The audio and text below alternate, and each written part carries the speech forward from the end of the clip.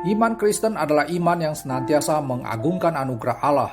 Panggilan untuk bertekun bagi orang kudus yang berlaku terhadap setiap orang yang percaya kepada Kristus juga tidak pernah terlepas dari konteks anugerah Allah yang memampukan kita untuk menjalaninya.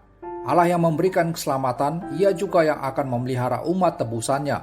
Mereka akan bertekun setia mengikut Tuhan sampai akhir hidupnya dan tidak akan meninggalkan anugerah Allah tersebut. Kuasa dan kesetiaan Allah yang dinyatakan dalam karya pemeliharaannya adalah dasar yang menyebabkan orang percaya sejati tidak akan menjadi murtad atau meninggalkan imannya. Dengan demikian nyata sekali bahwa doktrin ketekunan orang-orang kudus berkaitan erat dengan jaminan keselamatan dalam Kristus yang bersifat pasti dan kekal. Tuhan Yesus berkata dalam Yohanes 10 ayat 27-29 bahwa domba-dombaku mendengarkan suaraku dan aku mengenal mereka dan mereka mengikut aku. Dan aku memberikan hidup yang kekal kepada mereka dan mereka pasti tidak akan binasa sampai selama-lamanya dan seorang pun tidak akan merebut mereka dari tanganku. Bapakku yang memberikan mereka kepadaku lebih besar daripada siapapun dan seorang pun tidak dapat merebut mereka dari tangan Bapa. Dari ayat-ayat ini kita mendapatkan triple jaminan keselamatan, yaitu 1. Pasti tidak akan binasa, 2. Tidak bersifat sementara melainkan kekal sampai selama-lamanya, dan 3. Tidak ada yang bisa merebut orang percaya dari tangan Bapa. Kepastian janji ini berlaku mutlak bagi orang yang sungguh-sungguh beriman kepada Kristus. Dalam konteks Injil Yohanes, orang percaya itu adalah para domba yang selalu mendengarkan suara Gembala Agung, yaitu Yesus Kristus. Ketekunan orang-orang kudus adalah upaya serius orang beriman untuk menyatakan dan membuktikan bahwa mereka adalah domba-domba peliharaannya yang otentik, bukan yang palsu, bukan serigala yang berbulu domba. Pada umumnya kata murtad dimengerti sebagai orang yang kehilangan keselamatan karena imannya telah hilang lenyap tak berbekas. Definisi ini tidak berlaku dalam iman Kristen. Realitas ini tidak mungkin terjadi pada diri orang yang sudah mengalami peristiwa kelahiran baru yang sejati. Kehidupan kekal yang diperoleh supaya anugerah Allah tidak pernah akan hilang. Keselamatan yang dijanjikan Tuhan Yesus dalam Injil Yohanes 10 ayat 27-29 benar-benar terjamin secara kekal. Kristus telah menjamin kebenaran janjinya dengan nyawanya sendiri di atas salib. Tidak bisa murtad jelas tidak sama dengan tidak bisa jatuh ke dalam dosa. Ketergelinciran ke dalam dosa adalah fakta yang real.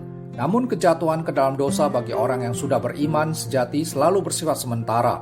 Orang percaya bisa saja seperti anak yang terhilang, terseret, tersesat dalam dosa seperti yang diceritakan di Lukas 15 ayat 11-24. Tetapi identitasnya sebagai anak tidak pernah hilang. Dan bukti bahwa statusnya tidak pernah hilang adalah pada satu titik waktu tertentu di tengah kondisi keterhilangannya, pastilah akan muncul kembali kesadaran dalam dirinya bahwa ia adalah anak dari Sang Bapa. Kesadaran krusial ini menjadi dorongan yang kuat untuk ia kembali lagi ke hadirat Bapa. Jadi kejatuhan sementara ke dalam dosa bagi orang yang sudah diselamatkan tidak sama dengan kemurtatan. Jika tidak ada kemurtatan, lalu bagaimana menjelaskan fenomena di mana banyak orang Kristen yang pada awalnya terlihat begitu sungguh-sungguh imannya, namun karena satu dan lain faktor yang terjadi dalam pergumulan hidupnya, ia meninggalkan gereja dan sampai akhir hayatnya tidak pernah kembali lagi kepada Tuhan. Pertama, berkaitan dengan hal ini, kita tetap memegang prinsip teologis sekali selamat tetap selamat sebagai kebenaran yang berlaku untuk orang yang betul-betul beriman sejati kepada Tuhan. Konsekuensi dari prinsip ini adalah, jika seseorang memang sungguh-sungguh pernah mendapatkan anugerah hidup kekal, maka tidaklah mungkin anugerah itu hilang.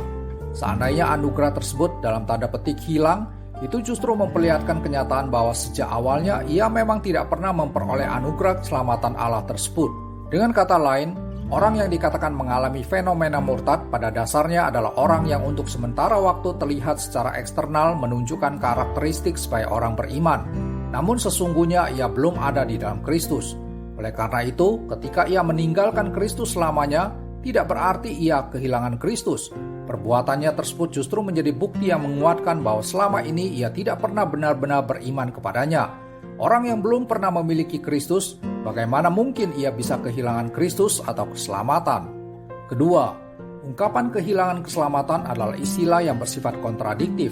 Tuhan tidak bermain-main dengan anugerahnya. Keselamatan yang bisa hilang bukan anugerah namanya dan tidak layak disebut sebagai keselamatan. Dalam rancangan keselamatan yang ditetapkan Allah yang meliputi karya pemilihan, penebusan, kelahiran kembali, panggilan efektif, dan pemulihan orang percaya, kredibilitas natur dan nama Allah dipertaruhkan. Ketika ia berfirman memberikan kepastian keselamatan, tidaklah mungkin kebenaran yang difirmankannya tidak menjadi kenyataan. Sebab itu, kalau ada fenomena orang Kristen yang tanda kutip kehilangan keselamatan, sekali lagi itu hanya terjadi karena ia pada dasarnya memang adalah orang terhilang yang sejak mulanya tidak pernah mendapatkan anugerah keselamatan Allah, walaupun nampak begitu aktif terlibat dalam banyak kegiatan dan pelayanan gerejawi. Tentang orang yang meninggalkan Tuhan, kita perlu mengingat firman Tuhan dalam 1 Yohanes 2 ayat 19 yang berkata, "Memang mereka berasal dari antara kita, tetapi mereka tidak sungguh-sungguh termasuk pada kita. Sebab jika mereka sungguh-sungguh termasuk pada kita, niscaya mereka tetap bersama-sama dengan kita. Tetapi hal itu terjadi supaya menjadi nyata bahwa tidak semua mereka sungguh-sungguh termasuk pada kita."